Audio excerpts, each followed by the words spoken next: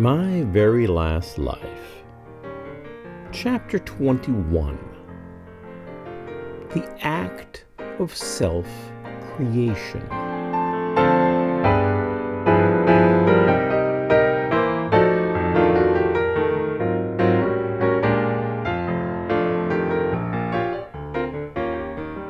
That's a big title for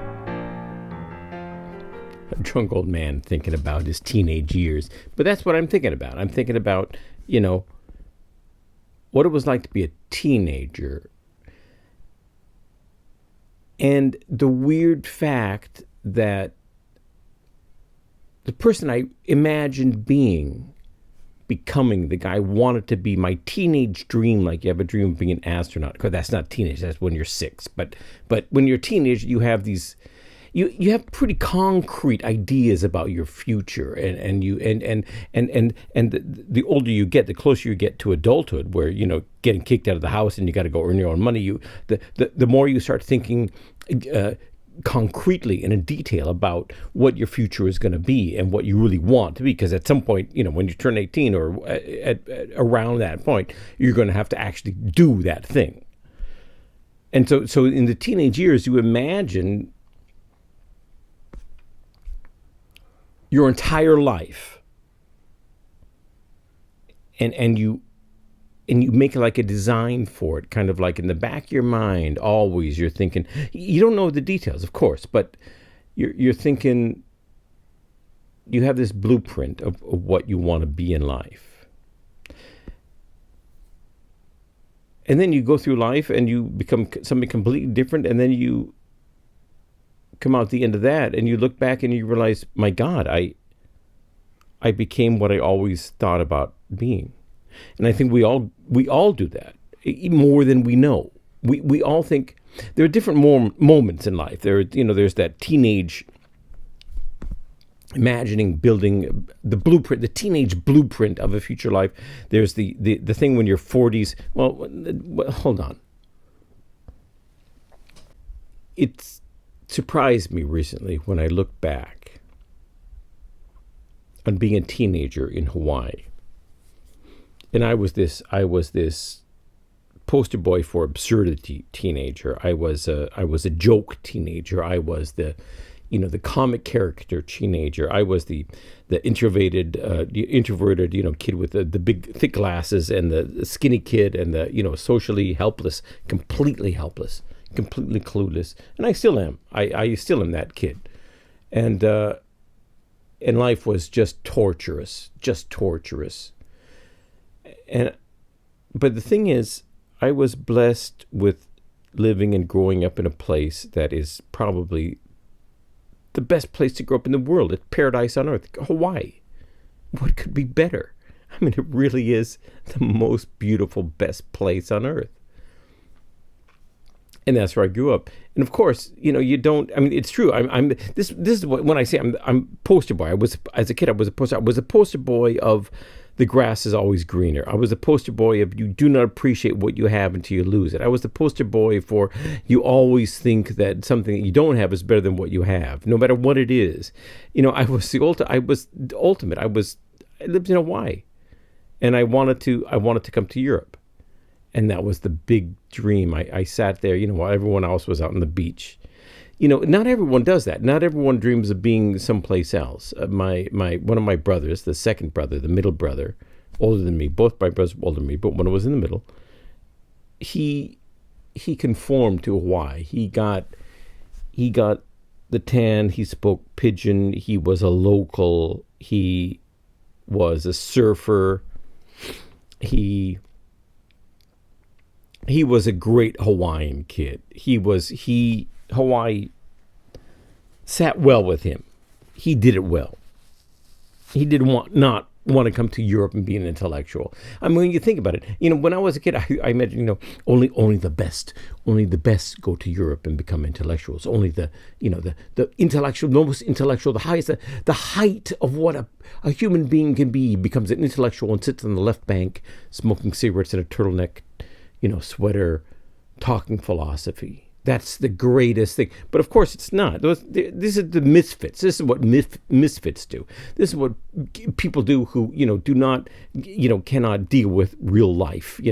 I think the person who really lived a good life and the life that he's supposed to live and a full life was the middle brother, was the brother who, we fought our entire, because we were so different. He was the surfer, the physical guy, and he could have been kind of jealous of me in a way because I was in a certain sense, in the sense of this, sense of education, the sense of, learning and books. I was something that my father kind of wanted me to be in some way. He wasn't that himself, and he didn't want to be himself like an intellectual, but he did want to be, this, belong to the educated class, and he was not comfortable there. It did not sit well with him, and he was never accepted into the educated class. But it was something that he wanted, and I was kind of I was the book boy. The bookworm, the four eyes. I liked books, and I think my brother may have been one of the reasons why he hated me so much, and I hated him so much because he was this physical guy and he could do things physically. He was physically courageous and he could do things that I could not do. I still cannot do. I still cannot be that. He has this physical confidence. It was just a confidence. It was the swagger in the physical, the way he walked. It was just, I could not do that. I still cannot. I'm still in awe of him. I'm still in awe of anyone who can walk like that, who has that confidence. And just the way he stands, even when I see him once in a while, I haven't been back to the States for a while, but when I go back, I see him and he just has this confidence about him. He is just contained within himself. He is the person he wants to be and should be. I mean, maybe I'm sure there's all kinds of doubts and things that, I don't know, but he's the guy, he is the perfect human being, basically. He went through life as a physical person, as a physical soul. He rebelled against his family and parents and upbringing early on, got it out of his system, never blamed anyone for anything, never got bitter, became a great father and a great family guy, started up a company, fulfilled his career path, goals, whatever.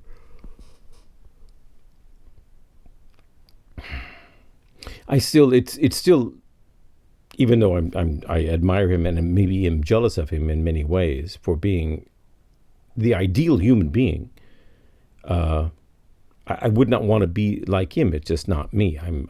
I still am this weak, skinny, frightened, socially inept bookworm kid from Hawaii. That's never going to change. I'm still in that kid, but it's who I am. I don't know how to be different. I don't really want to be different. This is who I am. So what can I say,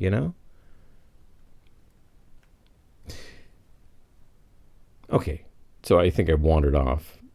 To get back on subject,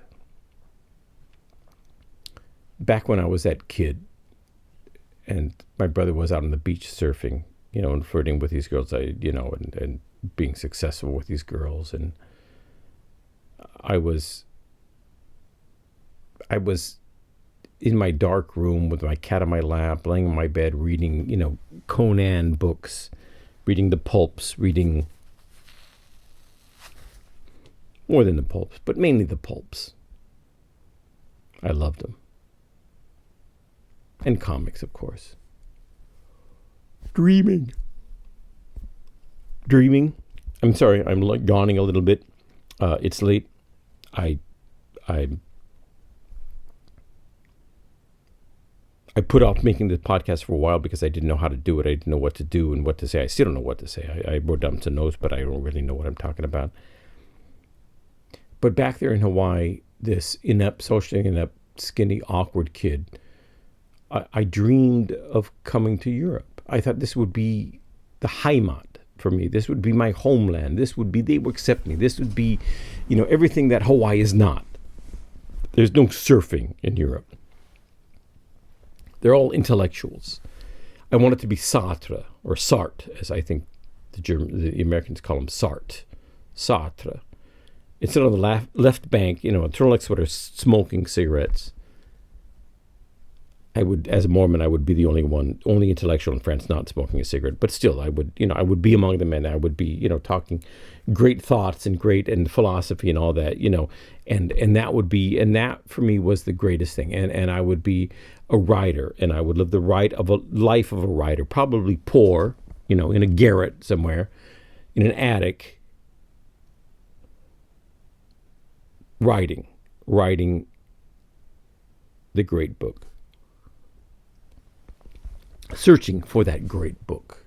All of my life revolving around trying to write against bad physical habits, against bad mental habits, against time and the demands of surviving and all that, and trying to write. And the thing is, that's what I became. I am that guy. I also imagine being more successful, like on the level of Stephen King. That never happened, never will. Okay, good. But this image, this dream of being the European intellectual, writing books, I even when I imagined it, it was a wish, it was wishful thinking. It was in German they call it a Wunschtraum, a wish dream, a wishful dream, a wishing dream, a wishful dream. Something that will never come true. And I knew it would never come true. I knew I would fail. Even as I got on the plane to come to Germany, to come to Europe, I knew I would fail. There was something in me that said, this is not for you. You have to do it, and you're going to do it, and you're going to, because there's nothing else to do. And that's the only thing you have to try. You cannot settle for anything else, and you have to go and do that.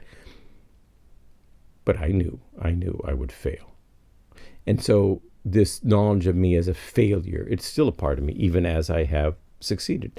And it was such a surprise. And even when I think back, even again and again, when I think back on this kid in Hawaii dreaming of being a writer in Europe, such a faraway exotic goal, so far away, so out of this world, so unusual.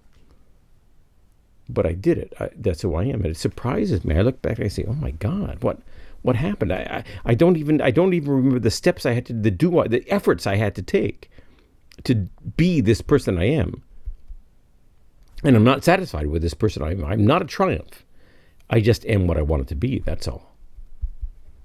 And I think a lot of us are like that. We imagine who we want to be as children. We make a blueprint, and then we go through life, and then we come out on the other end of life.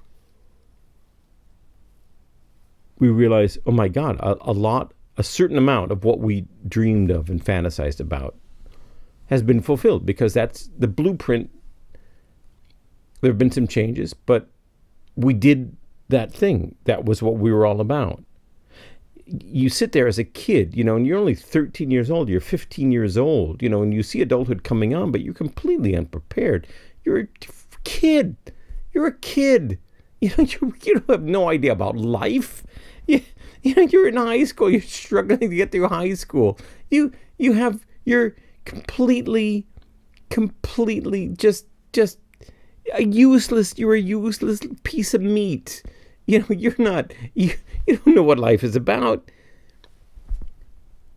And it's like a miracle. It's like a weird, mystical, mysterious miracle, or maybe even a conundrum, that you become that person that you imagine being, to a large extent. 50, 70, 80% of what you are later in life is what you imagined becoming when you were a kid. In this phase, in the 13, 15, 17-year-old phase. Isn't that weird? Because you build your life at the time of your life where you know least about life, when you are most naive, when you are most inexperienced. You create life that you will later become. You design the car that will later be a car, but you have no idea about car design. You haven't studied car design yet. You don't know what life is about, yet you design your life as a kid. That's strange and wonderful somehow.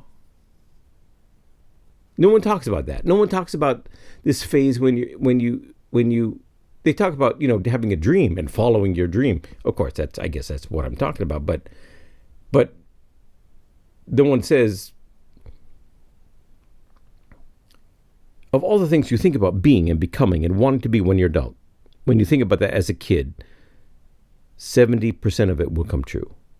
Just because you're thinking about it, because you're deciding this is who I want to be. Without making a conscious decision, it's just in the back of your mind. You're drawing up that blueprint. And then comes this other phase.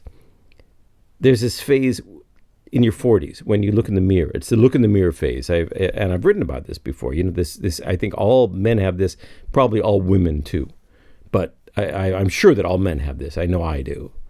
You look in the mirror and you don't recognize yourself, and you realize, oh my God, I'm not the man I wanted to be. You go from being the kid and you leave home, and then the first thing you learn is you have to do something to survive. You got to get a job to pay the rent, and in order to get the job, you have to do this and that, and to get the more money for the rent because things are getting more expensive, and maybe you have kids, you have to get the promotion, and then in order to get the promotion, you have to the other guy, Jack, who is a good friend of yours, he's want that promotion too, and so may the best man win. When you go drinking with the boss and you mention that Jack is, I don't know, he's an asshole, he's a pedophile, he's gay, he failed on this one project. No one talks about it, but he really just dropped the ball on that one. And you get the job, and you know that you've stabbed Jack in the back. But you tell yourself, but it's not really me. I just did it in this one situation. It's not me. But then you look in the mirror and you realize, oh my God, it is me. I am an asshole. I'm an asshole. That's who I am. I'm a guy I never wanted to be. I didn't want to be this guy. How did I get here? And it's this desperation and despair and the confusion of being a man. I guess, like I said, women probably have it too, but men have this. And then you think about, steering your life closer to what you want to be, and maybe you do it, maybe you don't. But then at some point when you reach, the next phase, 50, 60, I guess it was probably like 50, you realize, I became everything I wanted to be, or much of what I wanted to be, or 50% of what I wanted to be. My life took more or less the course that I steered it into when I was a naive, young, know-nothing kid. Strange how those phases work out. The kid, teenage blueprint thing, the 40s, I'm not the man I wanted to be thing, and then later realize, but this 40s thing, I think it's a good thing because it gives you the strength to maybe steer your life back to something that you wanted it to be. You say, I'm not the man I wanted to be. Well, then, now's your chance to be there. And you think about it, and you realize, what do I have to do? Do I have to quit my job? Do I have to, leave my wife? Do I have to, murder my entire family and cut them up into little pieces, put them in the refrigerator, and, go open up a bar in Mexico? What do I have to do to be the person I want to be, to be the man I want to be? And the more you think about it, of course, the more you realize, I can't kill my wife and kids and cut them up into little pieces. I love them, and so I won't do that. I will still continue being their father and, bringing home the money or whatever it is, however you define father. And I will do that because it's my responsibility. But at the same time, I want to do something to satisfy the kid in me who wants me to be something, and so you change something. You change something. You take up you besides going to work at McDonald's, you start writing that novel or whatever it is you do.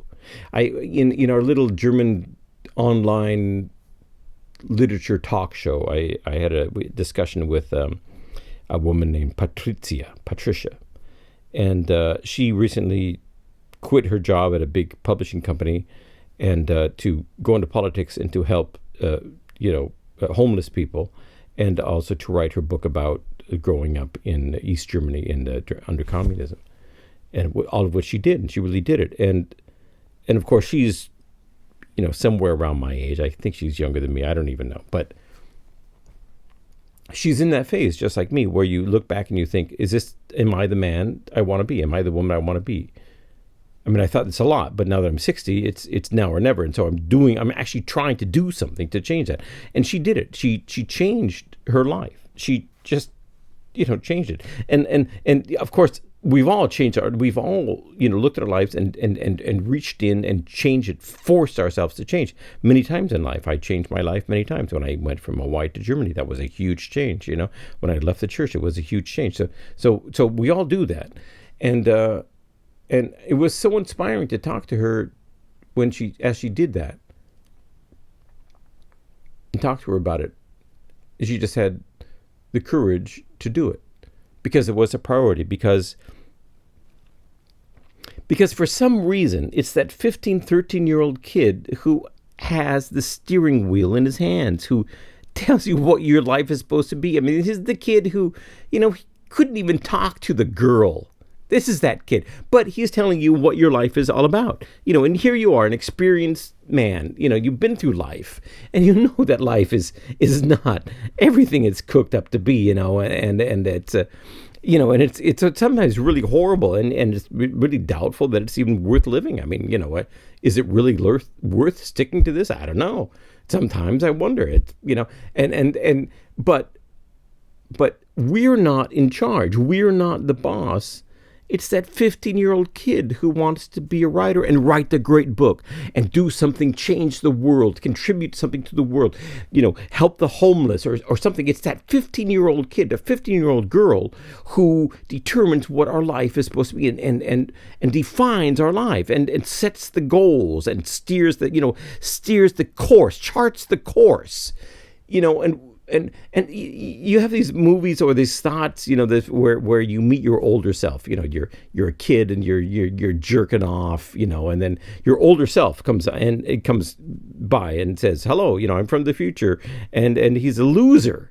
And he's he never got the girl, he never got the job, he's, living with his mom still, and said, wait a minute, you're 45 years old, you live with your mom, you still live with mom, I live with mom, I'm 15, but, you're 45, you can't be doing that when you're 45, and your future self says, yeah, listen to me, kid, this is the mistake, looking back, this is the mistake I made, I didn't do this or that, I didn't have the courage to talk to the girl, and so this habit of not having the courage and not doing something, it became a habit, and so I'm still living with mom, and so you gotta talk to the girl, you gotta ask her out, that's what you gotta do, son, and that's what in the movies, right, that's what the future self says to the teenage self, and the teenage self gets up the guts and goes and talks to the girl and changes his life, and the course of his future history is different, and that's it's a great story, and it's true.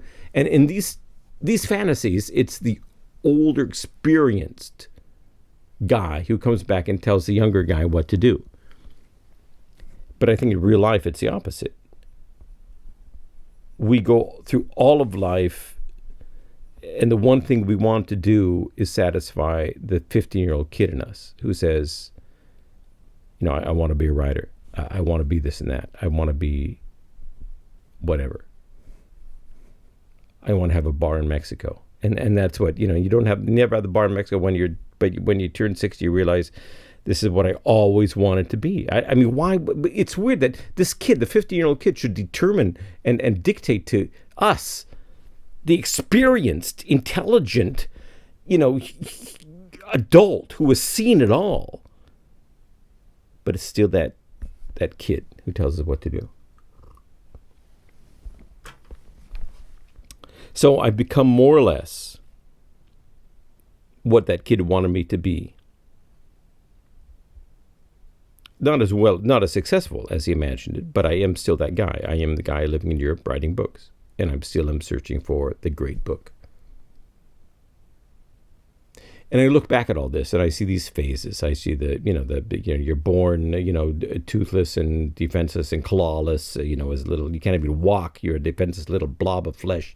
Then you become a teenager, and you're full of hormones, but you're an idiot, and you know nothing about life, but you think you know everything about life. And then you're 40 years old. You look in the mirror, you realize I'm not the man I want to be, and then you turn 60, and you go back to the goals that you had when you were 15, and all that. And I realize all this, if you were to put it together and into one sum and say, what is this that is happening here? What is this from the 15-year-old kid to the 6-year-old kid? What is happening here? And I would have to put that together and summarize that with a single word: self-creation. Life is about creating yourself. You're put on earth as this defenseless blob of flesh, and you grow into the point where you at least have some kind of dream or some kind of idea, but you still don't understand life at all. I mean, an animal knows how to defend itself, like within the first couple of months, and knows what the animal is, immediately at that point. And that never changes. The cat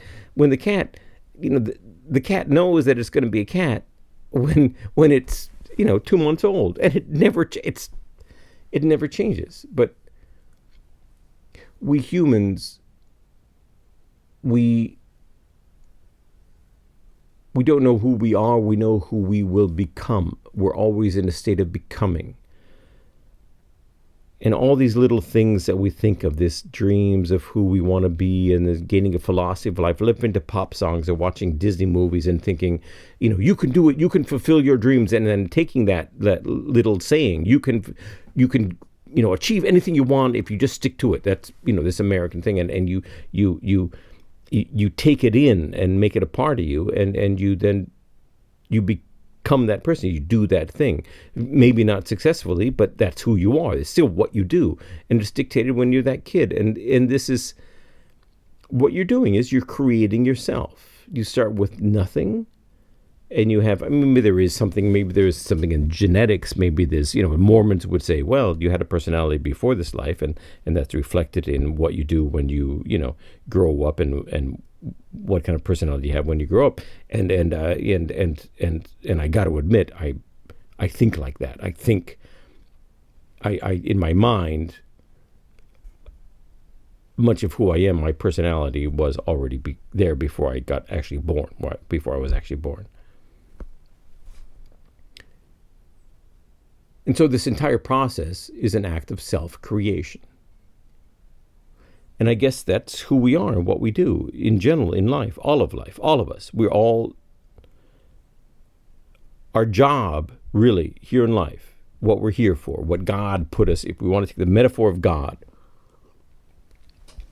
I'm calling it a metaphor because I don't officially believe in God anymore, but I kind of hope he's there. And, so if you're taking that metaphor, saying, what God expects of us, why God put us on this earth, what he put us here to do, it's to create ourselves. That's what we're here for. We went from being spirits to being spirits with a physical body. And this combination of spirit and a physical body that's growing means basically we are creating ourselves. We are being created. We're becoming something, and we kind of steer ourselves as we become something into what we want to be. So we're taking the clay that was given us and modeling it to something that is more or less close to what we imagine. And sometimes that clay sculpture in the end looks like something, sometimes it doesn't. So sometimes we're successful, sometimes we're not. But we're all modeling ourselves our entire lives. We're becoming something that we imagine we want to be. Life is an act of self-creation. So I guess we'll leave you with that. I wanted to say something about Hitler. But I guess I won't. I'll save that for another time. Folks, thanks for listening. Go out and self-create. That's it, folks. And thanks for listening. tune in again next week or tomorrow or whenever it is I do this again. Whatever, I don't know. If you're interested in the things that are really important to me, I write them in books and I put them on videos. Check out my books on Amazon.com or my YouTube channel or my Twitter and Facebook feeds, or subscribe to my newsletter. It's kind of a lot now that I say it like that. Or any of the above, whatever. I hope I can contribute something to your life or to someone's life, anyone's life really, in some way. I appreciate your support, and I wish you all the luck and success and happiness and fulfillment in your life. Take care till next time.